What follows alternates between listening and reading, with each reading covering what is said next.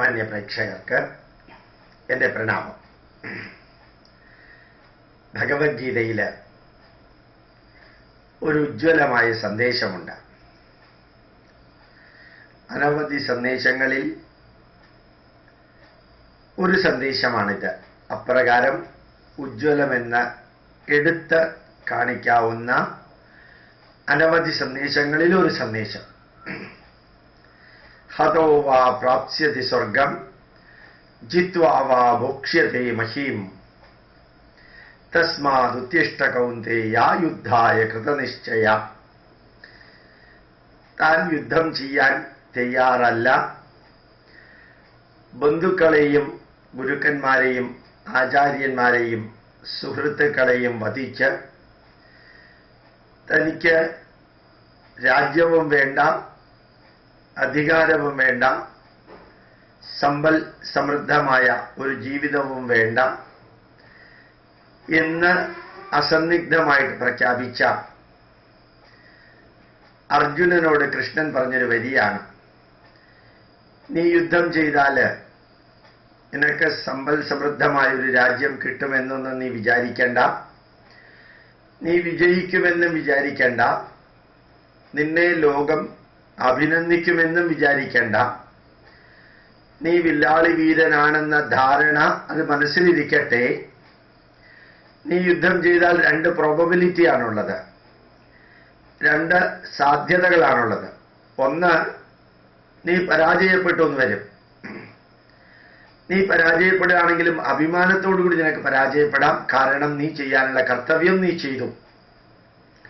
ഒരു ക്ഷത്രിയൻ എന്ന രീതിയിൽ അധർമ്മം അടിമുടി നടമാടുന്ന ഒരു രാജ്യത്തിൽ അധർമ്മത്തെ ഇല്ലാതെയാക്കാൻ നീ നിന്റെ പരമാവധി ചെയ്തു. അങ്ങനെ നിന്റെ ധർമ്മം കർത്തവ്യം നീ ചെയ്തുകൊണ്ടിരിക്കുന്ന വേളയിൽ നീ പരാജയപ്പെട്ടു, അല്ലെങ്കിൽ മരിച്ചു. അങ്ങനെ നിനക്ക് വീരസ്വർഗത്തിന് അർഹതയുള്ളവനായി നീ തീരും.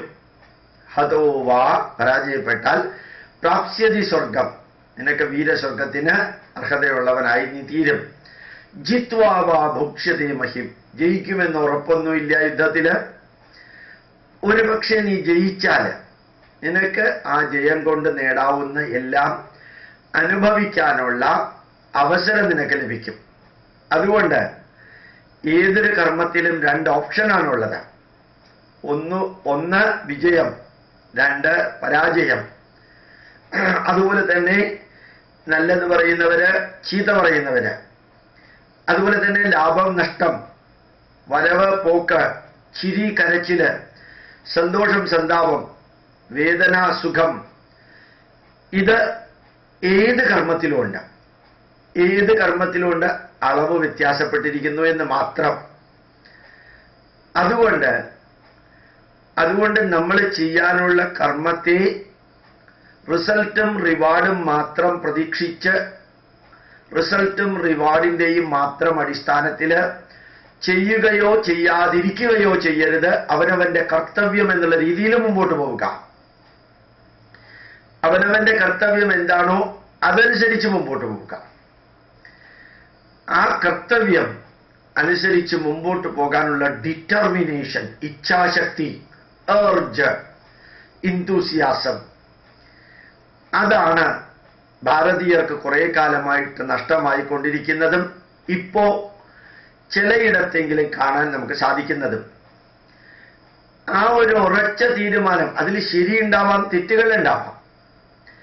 തെറ്റുകൾ പരമാവധി കുറച്ച് ശരികൾ പരമാവധി കൂട്ടി എടുക്കുന്ന തീരുമാനത്തിന്റെ വരും വരായികകൾ മുൻകൂട്ടി കാണാൻ സാധിക്കുന്നത്രയും കണ്ടുകൊണ്ട് ഒരു ജനതയ്ക്ക് മുമ്പോട്ട് പോകാൻ സാധിച്ചാൽ മാത്രമേ ആ ജനത, ആ രാഷ്ട്രം എത്തേണ്ട സ്ഥലത്തെത്തുള്ളൂ.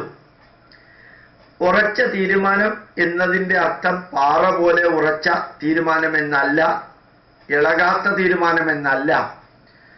ആധുനിക മാനേജ്മെന്റിൽ പറയുന്നത് decision should be strong with step changes required. ഇടയ്ക്കിടയ്ക്ക് ചിലത് മാറ്റേണ്ടി വരും. ആ മാറ്റേണ്ടി വരുന്നത് മാറ്റിക്കൊണ്ടു പോകുന്നതാണ് മാനേജ്മെന്റ്, അതാണ് ഡിസിഷനും. 18 ദിവസം നടക്കാൻ പോകുന്ന യുദ്ധത്തിൽ 18 ദിവസവും എന്തെല്ലാം ചെയ്യണം, എന്തെല്ലാം സംഭവിക്കണം എന്നൊന്നും ഒന്നാമത്തെ ദിവസം തീരുമാനിക്കാൻ സാധിക്കില്ല. അതെല്ലാം കാലത്തിന്റെ മുമ്പോട്ടുള്ള പ്രയാണത്തിനനുസരിച്ച് മാറ്റങ്ങൾ വരുത്തേണ്ടതിനെ മാറ്റങ്ങൾ വരുത്തിക്കൊണ്ട് അഡീഷനും ഡെലീഷനും മോഡിഫിക്കേഷനും കറക്ഷനും വരുത്തിക്കൊണ്ട് മുമ്പോട്ട് പോകാനുള്ള ആ ഉറച്ച ഇച്ഛാശക്തി എപ്പോ ജനങ്ങൾക്ക് ഉണ്ടാവുന്നുവോ അപ്പോഴാണ് ആ രാഷ്ട്രം പുരോഗമിക്കുക. രാഷ്ട്രത്തിന്റെ മാത്രമല്ല, എൻ്റെ ജീവിതത്തിൽ എൻ്റെ മനസ്സ് ശരീരത്തെക്കാൾ ഏറെ പ്രാധാന്യമുള്ളതാണ്. എൻ്റെ മനസ്സിന്റെ വഴിക്ക് മാത്രമേ ശരീരം പോവുള്ളൂ. മനസ്സ് വേണ്ടെന്ന് പറഞ്ഞാൽ ശരീരം പോവില്ല. മനസ്സ് വേണമെന്ന് പറഞ്ഞാലേ ശരീരം പോവുള്ളൂ. മനസ്സാണ് തീരുമാനം എടുക്കുന്നത് ശരീരത്തെ എങ്ങോട്ട് നയിക്കണമെന്ന്. ആ ശരീരം പ്രവർത്തിക്കുന്നത് മുഴുവനും മനസ്സിന്റെ അടിസ്ഥാനത്തിലാണ്.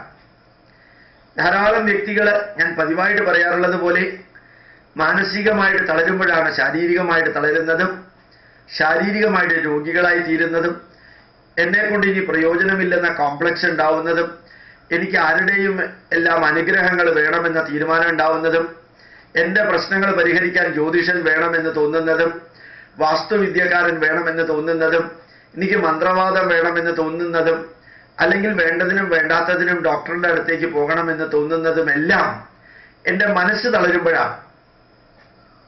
ആ മനസ്സ് സ്ട്രോങ് ആയാൽ ഇതൊന്നും വേണ്ടി വരില്ല എന്നല്ല പറഞ്ഞത്, അത്യാവശ്യമെങ്കിൽ മാത്രമേ വേണമെന്ന് തോന്നുള്ളൂ. അപ്പോൾ എൻ്റെ മനസ്സാണ് തീരുമാനിക്കേണ്ടത്. ഞാൻ ഇതിന് ചെറിയൊരു ഉദാഹരണം പറയാൻ. ആരാധ്യനായ CPM MLA, വിഷയം മാറിപ്പോവല്ല, അറിഞ്ഞുകൊണ്ട് അദ്ദേഹം നിയമനിയോജകമണ്ഡലത്തിൽ നിന്ന് തിരഞ്ഞെടുക്കപ്പെട്ട ആളാണ്. അദ്ദേഹം കഴിഞ്ഞ കുറേ ദിവസമായിട്ട് ഒരു മഹായജ്ഞത്തിലാണ്. ഒരു കറകളഞ്ഞ അരോഗന്റ് ആയിട്ടുള്ള CPM MLA ആണെങ്കിലും ഒരു വലിയ യജ്ഞം ഏറ്റെടുത്തിരിക്കുക. നിയമത്തെ ക്ലീൻ ചെയ്യുക, അദ്ദേഹത്തിന്റെ നിയോജക മണ്ഡലത്തെ വൃത്തിയാക്കുക. കുറേ ദിവസമായി അദ്ദേഹം തുടങ്ങിയിട്ട്. അത്ഭുതകരമായിട്ട് എനിക്ക് തോന്നിയത്, തിരുവനന്തപുരത്തെ പാപ്പനംകോട് BJPയുടെ ഒരു പ്രതിഷേധ സമരം നടക്കാൻ അവർ ഈ ശിവൻകുട്ടിയെ എത്രയാ അഭിനന്ദിച്ചിരിക്കുന്നതെന്നറിയാമോ? ഇന്നലെ ഞാൻ ആ വഴി കൂടെ പോകുമ്പോൾ രണ്ടും നല്ലതായിട്ട് എനിക്ക് തോന്നി. നല്ലത് ചെയ്യാൻ രണ്ടും കൽപ്പിച്ച് ആരാധ്യനായ ശിവൻകുട്ടി ഇറങ്ങാം, അതിനെ മറ്റുള്ളവർ അഭിനന്ദിക്കുക. ആര് തുടങ്ങി വെച്ചു, ആര് അവസാനിപ്പിക്കുന്നു, ഇതൊന്നുമല്ല ഇമ്പോർട്ടന്റ്. CPM-ലെ ഒരു വ്യക്തി പോലും, ഒരു നേതാവ് പോലും ശ്രീ ശിവൻകുട്ടി ചെയ്തതിനെ എതിർത്തിട്ടില്ല. അവർ കൂട്ടത്തിലുണ്ടോ ഇല്ലയോ എന്നൊന്നും എനിക്കറിഞ്ഞൂടാ. പക്ഷേ ഒരു യജ്ഞം, തൻ്റെ നിയോജക മണ്ഡലത്തെ ക്ലീൻ ചെയ്യുക എന്നുള്ള ആ യജ്ഞം ആ മനുഷ്യൻ ഏറ്റെടുത്തു. ഒത്തിരി ജനത, കോൺഗ്രസ്സുകാർ ഉൾപ്പെടെ അദ്ദേഹത്തിന്റെ കൂട്ടത്തിലുണ്ട്. ഇന്നലെ TV-യിൽ കണ്ട മറ്റൊന്ന്, തിരുവനന്തപുരത്തെ കടൽപ്പുറത്തെ തനി വൃത്തികേടുകള് സ്വന്തം കൈകൊണ്ട് വാരിയെടുക്കുന്ന ഡോക്ടർ ശശി തരൂരിനെയാണ് TV-യിൽ കാണിച്ചത്. വളരെ കാഷ്വലായിട്ട്, വളരെ സിൻസിയറായിട്ട്, ഒരു ജാടയുമില്ലാതെ ഇൻസിഡന്റലി അദ്ദേഹം പറയുകയും ചെയ്തു, ഫോട്ടോയുടെ മുമ്പിൽ നിൽക്കാനല്ല ഇത് ചെയ്യുന്നത്. നമ്മുടെ രാഷ്ട്രത്തെ ക്ലീൻ ചെയ്യേണ്ട ഉത്തരവാദിത്വം നമുക്കാണ്, ഗവൺമെന്റിന് മാത്രമല്ല. ഞാൻ ഗവൺമെന്റിനോട് രണ്ട് കാര്യം അഭ്യർത്ഥിക്കുന്നു എന്ന് പറഞ്ഞിട്ട് അദ്ദേഹം എന്തോ പറയുകയും ചെയ്തു. ഒന്ന്, ഇതുപോലെയുള്ളത് ഭാരതം മുഴുവനും വ്യാപിപ്പിക്കണം. രണ്ട്, കൂടുതൽ ക്ലീൻലിനെസ്സിന് പ്രാധാന്യം കൊടുത്തുകൊണ്ട് വരണം എന്നാണ് അദ്ദേഹം പറഞ്ഞതെന്ന് തോന്നുന്നു. വളരെ ശ്രദ്ധിച്ചിട്ട് മനസ്സിലായില്ല എനിക്ക്. അപ്പൊ യഥാർത്ഥത്തില് അദ്ദേഹം അത് ചെയ്യുമ്പോൾ കുറേ വ്യക്തികൾ അദ്ദേഹത്തിന്റെ കൂട്ടത്തിലുണ്ടായിരുന്നു. ഉച്ചയ്ക്ക് അറിഞ്ഞു അദ്ദേഹം ഇതുപോലെയുള്ള കാര്യങ്ങളിൽ ഇൻവോൾവ് ചെയ്യുന്നത്. പ്രധാനമന്ത്രി ക്ലീൻലിനെസ് പരിപാടിയുമായിട്ട് നോമിനേറ്റ് ചെയ്ത 9 വ്യക്തികളിൽ നേരത്തെ കേട്ടത് 10 എന്നാണ്, ഇന്നലെ കേട്ടത് 9 എന്നാണ്. 9 വ്യക്തികളിൽ ഒരാളായ ശശി തരൂര് ആ പ്രവൃത്തി പരിധിക്കപ്പുറം താല്പര്യത്തോടു കൂടി ചെയ്യുന്നത് കൊണ്ട് കോൺഗ്രസിന്റെ സ്പോക്സ്മാൻ പദവിയിൽ നിന്ന് അദ്ദേഹത്തിനെ മാറ്റിയെന്ന് യഥാർത്ഥത്തില് തോന്നാറുണ്ട്. ഭാരതത്തിന്റെ ദേശീയ ത്രിവർണ പതാക പോലെയുള്ള ഒരു പതാകയാണ് കോൺഗ്രസിൻ്റെത്. അത് കോൺഗ്രസിന് മാത്രമായിട്ട് വിട്ടുകൊടുത്ത എന്തിനാ? ഭാരതത്തിന്റെ ദേശീയ പതാകയല്ലേ, അത് ഭാരതീയർക്ക് എല്ലാവർക്കും ഉപയോഗിച്ചൂടെ? RSSകാരുടെയാണ് കാവ്യവൽക്കരണം എന്നെല്ലാം കുറെ കാലം പലരും പറഞ്ഞുകൊണ്ട് നടന്നിരുന്നു. ഇപ്പൊ എന്തായി?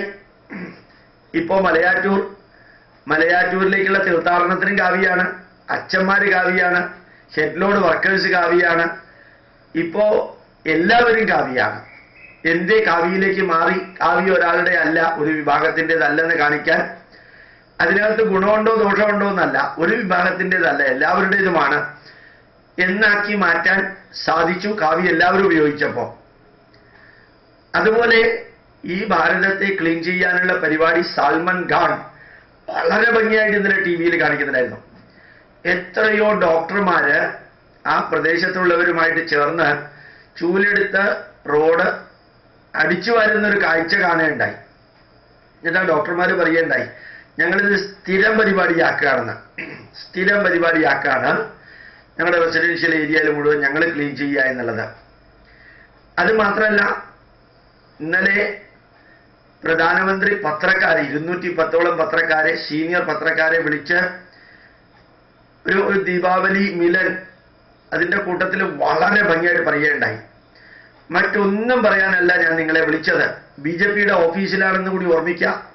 രാഷ്ട്രീയ പാർട്ടിയുടെ ഓഫീസിൽ ഇരുന്നുകൊണ്ട് രാഷ്ട്രീയ പാർട്ടിയുടെ പ്രതിനിധിയായ ഒരു പ്രധാനമന്ത്രി രാഷ്ട്രീയം തൊടാതെ ഈ രാഷ്ട്രത്തെ സ്വച്ഛ ഭാരതം ഉണ്ടാക്കാൻ വേണ്ടിയിട്ട് ശ്രമിക്കുന്നതിൽ പത്രങ്ങൾ നൽകുന്ന പങ്കിനെക്കുറിച്ച് അതിഗംഭീരമായിട്ടാണ് വിവരിച്ചത്.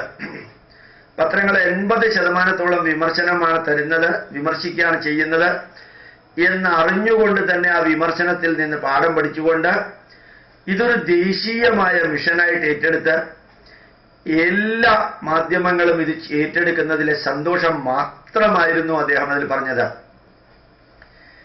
എന്ത് സജഷൻ ഉണ്ടെങ്കിലും തരാൻ അദ്ദേഹം പറഞ്ഞു. അതിന്റെ മുമ്പിലത്തെ ദിവസം TV-യിൽ ഒരു കാഴ്ച കാണേണ്ടായി. ഒരു വയസ്സിന് ഗ്രാറ്റുവിറ്റി കിട്ടിയിട്ടില്ല എന്ന് പറഞ്ഞ അങ്ങേര് പ്രധാനമന്ത്രിയുടെ ഓഫീസിലേക്ക് എഴുതി. 24 മണിക്കൂറിനകം അയാൾക്ക് ഗ്രാറ്റുവിറ്റി കിട്ടി എന്നുള്ളൊരു വാർത്തയുണ്ടായിരുന്നു.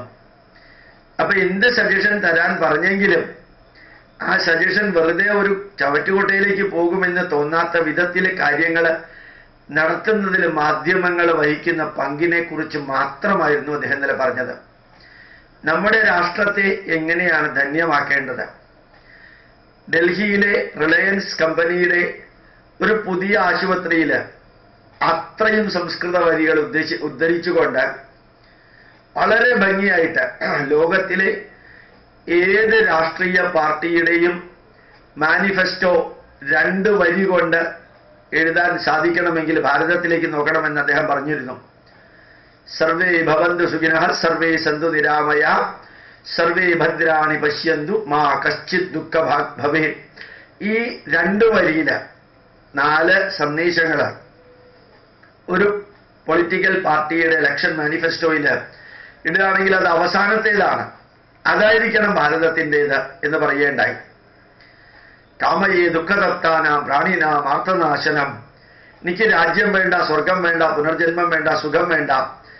ദുഃഖിക്കുന്നവരുടെയും വേദനിക്കുന്നവരുടെയും കണ്ണുനീര് തുടയ്ക്കാൻ എനിക്ക് സാധിച്ചാൽ, അവരുടെ ദുഃഖമില്ലാതെയാക്കാൻ സാധിച്ചാൽ അതാണ് എനിക്ക് ഏറ്റവും വലിയ ലക്ഷ്യം. ഇതാണ് ഈ ഉറച്ച തീരുമാനം. അതാരെടുക്കട്ടെ അവരുടെ ആ സന്ദേശം കേട്ടോ അല്ലെങ്കിൽ അവർക്കെതിരെ ഇത് നിങ്ങളുടെ മാത്രമല്ല ഞങ്ങളുടേതും കൂടിയാണ് എന്ന് പറഞ്ഞുകൊണ്ട് നമ്മൾ നമ്മളുടെ വീട്ടില് വ്യക്തിപരമായ കാര്യത്തില് ഉറച്ച തീരുമാനമെടുത്ത് മുമ്പോട്ട് പോയി വിചാരിക്കാം. സ്റ്റെപ്പ് ചേഞ്ച് വേണ്ടി വരും. ഇന്നലെ ഒരു സ്ത്രീ എന്നെ വിളിച്ചു. അവരുടെ മകൾക്ക് ഭയങ്കര ദേഷ്യമാണ്. അവരുടെ ഹസ്ബൻഡിന്റെ വീട്ടിൽ നിന്ന് തിരിച്ചു വരേണ്ടി വന്നു. സാറൊന്ന് ഉപദേശിക്കുമോ? എന്തുകൊണ്ടത് സംഭവിച്ചു? ആ അമ്മ എന്നെ വിളിച്ച് സംസാരിച്ച രീതി കേട്ടപ്പോൾ എനിക്ക് തോന്നി പ്രോബ്ലം മകളുടെ അല്ല, മകളെ വളർത്തിയ രീതിയിലാണ്. ആ അമ്മ എന്നോട് സംസാരിച്ചത് എൻ്റെ പ്രൊഫഷനാണ് അവരെ പോലെയുള്ളവരുടെ മക്കളെയും എല്ലാം അഡ്വൈസ് ചെയ്യുക എന്നുള്ളത്. ഒരു ആധികാരിക സ്വരമാണ്. അങ്ങനെയാണ് മക്കളെ വളർത്തിയത്. അതുകൊണ്ടായിരിക്കും അത് സംഭവിച്ചത്. ഇപ്പൊ മനസ്സിനകത്ത് ഉറച്ച ഒരു തീരുമാനത്തിൽ നന്മ നിറഞ്ഞ രീതിയിൽ അവനവൻ പെരുമാറണമെന്ന് മക്കളെ വളർത്തണമെന്ന് തീരുമാനിച്ചിരുന്നുവെങ്കിൽ ആ വീട്ടിൽ പ്രോബ്ലം ഉണ്ടാവില്ല. അവനവന്റെ കുടുംബത്തിലെ നന്മയാണ് ലക്ഷ്യമെന്ന് മനസ്സിന് ഉത്തമ ബോധ്യത്തോടുകൂടി സ്റ്റെപ്പ് ചേഞ്ചോട് കൂടിയ ഉറച്ച തീരുമാനമെടുക്കാൻ സാധിക്കണം. നമ്മുടെ സമൂഹത്തില് ധാരാളം അമ്പലങ്ങളില് ഈ സ്വർണ്ണ ശ്രീകോവിലും സ്വർണ്ണ കൊടിമരവും വിഭവ സമൃദ്ധമായ അന്നദാനവും വേണ്ടതിനും വേണ്ടാത്തതിനുമുള്ള ആഡംബരവും അതുപോലെ തന്നെ കോടിക്കണക്കിന് രൂപയുടെ വെടിക്കെട്ടും ലക്ഷക്കണക്കിന് രൂപയുടെ ആനയും വേണ്ടെന്ന് തീരുമാനിക്കാൻ ഒരു ക്ഷേത്രത്തിലെ കമ്മിറ്റിയിൽ അംഗങ്ങൾ ഉറച്ച നടപടിയുമായിട്ട് മുമ്പോട്ട് പോയാൽ മിനിറ്റുകൾ കൊണ്ട് മാറ്റാവുന്നതാണ് ഈ ദുരാചാരങ്ങൾ. ക്ഷേത്രം സമൂഹത്തിന്റെ നന്മയ്ക്കാണ്, സമൂഹം ക്ഷേത്രത്തിന്റെ നന്മയ്ക്കല്ല, ഒരു പരിധിവരെ അല്ല. പക്ഷെ ക്ഷേത്രത്തിന്റെ നിലനിൽപ്പിന് സമൂഹത്തിന്റെ ഇൻവോൾവ്മെന്റ് വേണം. ഒരു ഈശ്വരനും പറഞ്ഞിട്ടില്ല സ്വർണ്ണക്കൊടിമരം വേണം, സ്വർണ്ണ ശ്രീകോവില് വേണം, വിഭവ സമൃദ്ധമായ അന്നദാനം വീട്ടിൽ ഇഷ്ടമാതിരി തിന്നാനുള്ളവർക്ക് വേണം, ചെകിടടപ്പിക്കുന്ന ശബ്ദത്തിൽ ഈശ്വരനെ സന്തോഷിപ്പിക്കണം, എനിക്ക് ആനപ്പുറത്ത് കയറണം എന്നൊന്നും പറഞ്ഞിട്ടില്ല. അപ്പോ ഈ ഉറച്ച തീരുമാനം, സ്ട്രോങ് പവർഫുൾ ഡിസിഷൻ വിത്ത് സ്റ്റെപ്പ് ചേഞ്ച്, അത് നമ്മുടെ സമൂഹത്തിൽ ഉണ്ടായാൽ ഈ ശശി തരൂരിനെയും ശിവൻകുട്ടിയെയും പോലെയുള്ളവര്, അതുപോലെ തന്നെ സൽമാൻ ഖാനും ഷാരൂഖ് ഖാനെ പോലെയുള്ളവര്, കമലഹാസനെ പോലെയുള്ളവര് എല്ലാവരും അവരുടെ തീരുമാനത്തിൽ ഉറച്ചു നിന്നുകൊണ്ട്, നന്മയ്ക്കുള്ള തീരുമാനത്തിൽ ഉറച്ചു നിന്നുകൊണ്ട് മുമ്പോട്ട് പോയാൽ തീവ്രവാദികളും ഉറച്ച തീരുമാനം എടുത്തുകൊണ്ടാണ് മുമ്പോട്ട് പോകുന്നത്. അത് ചാവാനും കൊല്ലാനുള്ള തീരുമാനമാണ്. കള്ളനോട്ടടിക്കാരും ഉറച്ച തീരുമാനത്തിലാണ് മുമ്പോട്ട് പോകുന്നത്. അത് സമൂഹത്തെ നശിപ്പിക്കാൻ വേണ്ടിയിട്ടുള്ളതാണ്. തിരുവനന്തപുരത്തും കൊച്ചിയിലും കോഴിക്കോടും കണ്ണൂരുമുള്ള വിമാനത്താവളത്തിലൂടെ സ്വർണം കള്ളക്കടത്ത് നടത്തുന്നവരും ഉറച്ച തീരുമാനത്തോടു കൂടി, എത്രയധികം ആൾക്കാരെ പോലീസ് പിടിച്ച് വീണ്ടും ചെയ്യുന്നതും ഉറച്ച തീരുമാനത്തിനോട് കൂടിയാണ്, നശിപ്പിക്കാനും ഡിസ്ട്രക്റ്റീവ് മെന്റാലിറ്റിയോട് കൂടിയാണ്. ആ തീരുമാനമല്ല നമുക്ക് വേണ്ടത്. എങ്ങനെയാണോ ജയലളിതയ്ക്ക് 100 കോടി രൂപ ഫൈൻ ചുമത്താൻ ഒരു ജഡ്ജി ചങ്കൂറ്റത്തോടു കൂടി മുമ്പോട്ട് വന്നത്, എങ്ങനെയാണോ ഇലക്ഷൻ കമ്മീഷൻ ഇന്നലെ കുറേ ഭാരതത്തിലെ സംസ്ഥാനങ്ങളിൽ ഇലക്ഷൻ ഡിക്ലെയർ ചെയ്തത്, അത് നീട്ടില്ല എന്ന് ഉറച്ച തീരുമാനത്തോടുകൂടി മുമ്പോട്ട് വന്നത്, എങ്ങനെയാണോ ഓരോ കാര്യങ്ങളും മുകളിലുള്ളവരും ചുവട്ടിലുള്ളവരും ഉറച്ച തീരുമാനമെടുക്കുന്നത്, എങ്ങനെയാണോ കേരളത്തിലെ മന്ത്രിസഭ 45 മീറ്റർ ഉണ്ടായിരിക്കും നാഷണൽ ഹൈവേക്ക് എന്നുള്ള തീരുമാനം ഉറപ്പിച്ചെടുത്തത്, എങ്ങനെയാണോ ടാക്സ് വർദ്ധിപ്പിക്കുന്നതിന്റെ കാര്യത്തിൽ വിട്ടുവീഴ്ചയില്ലാതെ വർദ്ധിപ്പിച്ചത്, എങ്ങനെയാണോ ഒരു പരിധി വരെ എങ്കിലും ബിവറേജസ് കോർപ്പറേഷന്റെ ഇത് ഉൾപ്പെടെയുള്ള ബാറുകൾ അടയ്ക്കാനുള്ള തീരുമാനവുമായിട്ട് ഏകദേശം ചഞ്ചലമായിട്ടാണെങ്കിലും മുമ്പോട്ട് പോകുന്നത്, അതെല്ലാം ഉറച്ച തീരുമാനത്തിൻ്റെതാണ്. ഉറച്ച തീരുമാനം എടുക്കാൻ പറ്റാതെ പോയതാണ് 1,00,000 പേരിലെ 39,000 പേരെ സെക്രട്ടേറിയറ്റിന്റെ മുമ്പിൽ കൊണ്ടുവന്ന് ഭക്ഷണം പാകം ചെയ്യാനും എല്ലാം കൂടി തീരുമാനിച്ച് സെക്രട്ടേറിയറ്റിനെ വളഞ്ഞ് ഒരു വലിയ രക്തരഹിത വിപ്ലവത്തിന് മാർക്സിസ്റ്റ് പാർട്ടി തുടക്കം കുറിച്ച് 2-ാം ദിവസം വൈകുന്നേരം കക്കൂസില്ലാത്ത കാരണത്താൽ അത് പിൻവലിച്ച് പാർട്ടിയുടെ ആത്മവിശ്വാസം തകർക്കേണ്ടി വന്നത് തീരുമാനം ഉറച്ചതല്ലാത്തത് കൊണ്ടായിരുന്നു. A to Z, Z to Aയും ചിന്തിക്കാൻ അവർ വിട്ടുപോയി. ഭയങ്കര അച്ചടക്കമുള്ള പാർട്ടി എന്ന് ധരിച്ചപ്പോ ചങ്ങലക്കൂട്ടിനകത്ത് വളരെ പവർഫുൾ ആയിട്ടുള്ള ഒരു സിസ്റ്റത്തിനകത്ത് നിന്നുകൊണ്ട് മിനിറ്റുകൾ കൊണ്ട് മാറിയപ്പോൾ പറ്റിയതാണ് ആ പാർട്ടിക്ക് പറ്റിയ അബദ്ധം. ഇപ്പൊ പറ്റിക്കൊണ്ടേയിരിക്കുന്ന അബദ്ധം. അതുകൊണ്ട് തീരുമാനം ഉറച്ചതാകണം. ആ ഉറച്ച തീരുമാനം മനസ്സിലെടുക്കുമ്പോൾ ആ വ്യക്തി ജീവിതം ധന്യമാവുന്നത്. അതുപോലെ കുടുംബജീവിതം ഉറച്ച തീരുമാനത്തിലൂടെ ധന്യമാക്കാൻ സാധിക്കും. തളരാതെ തകരാതെ വരളാതെ വളരാൻ നമുക്ക് സാധിക്കണം. അതിന് തീരുമാനം ഉറച്ചതാവണം. വരും വരായികകൾ വിലയിരുത്തി വേണം തീരുമാനമെടുക്കാൻ. അതുപോലെ സമൂഹത്തിൽ മാറ്റം വരുത്താൻ തീരുമാനിക്കുന്നത് കുറച്ചുപേര് തീരുമാനിച്ചാൽ മതി. ഡോക്ടർ APJ അബ്ദുൽ കലാം അർത്ഥശാസ്ത്രം എഴുതിയ കൗടില്യന്റെ നീതിസാരം ഉദ്ധരിച്ചുകൊണ്ട് പറയേണ്ടായിട്ടുണ്ട്, 100 വ്യക്തികളുണ്ടെങ്കിൽ അതിൽ 20 വ്യക്തികൾ യൂസ്ലെസ് ആയിരിക്കും. അവരെ മാറ്റാൻ സമൂഹത്തിന് സാധിക്കില്ല. ഇപ്പോഴത്തൊരു 20% ഉണ്ട്. അവരെ ആരും പ്രചോദിപ്പിക്കേണ്ട, തന്നെ വർക്ക് ചെയ്തോളൂവര്.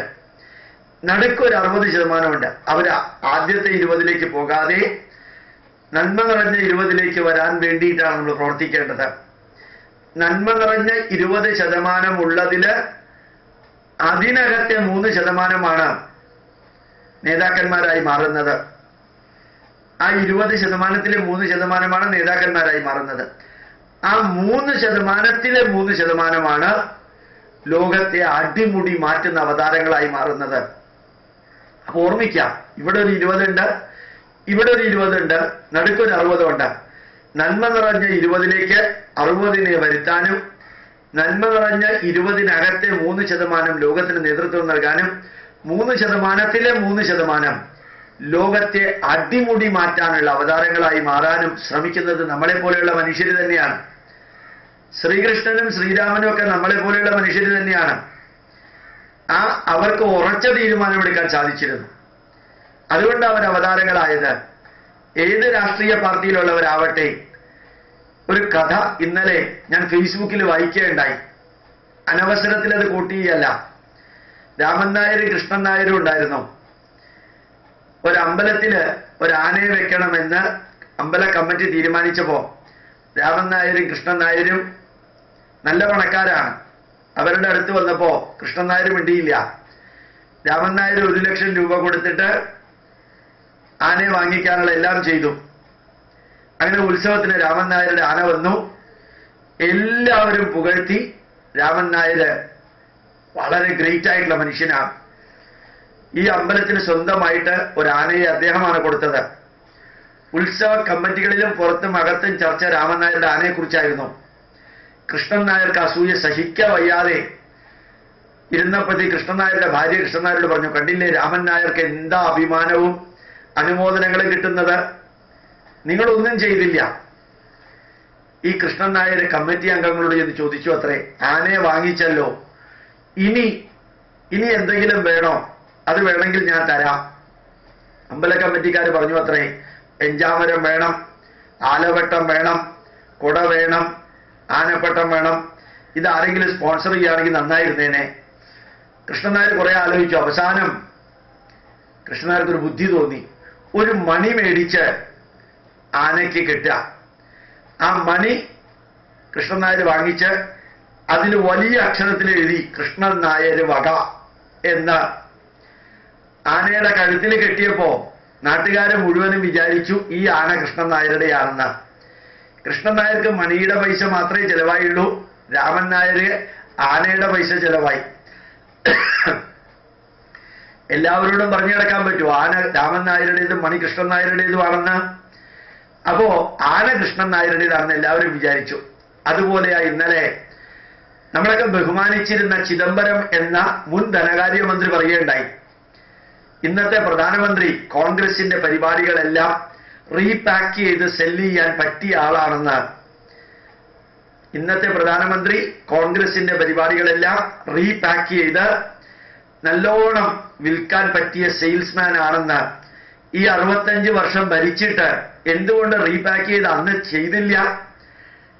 ഞങ്ങളാണ് ഇതെല്ലാം ചെയ്തത് എന്ന് പറയാൻ ഈ മണിയുടെ പുറത്ത് എഴുതാൻ ചിദംബരത്തെ പോലെയും സുധീരനെ പോലെയുള്ളവർക്ക് അല്പമെങ്കിലും നാണം വേണ്ടേ?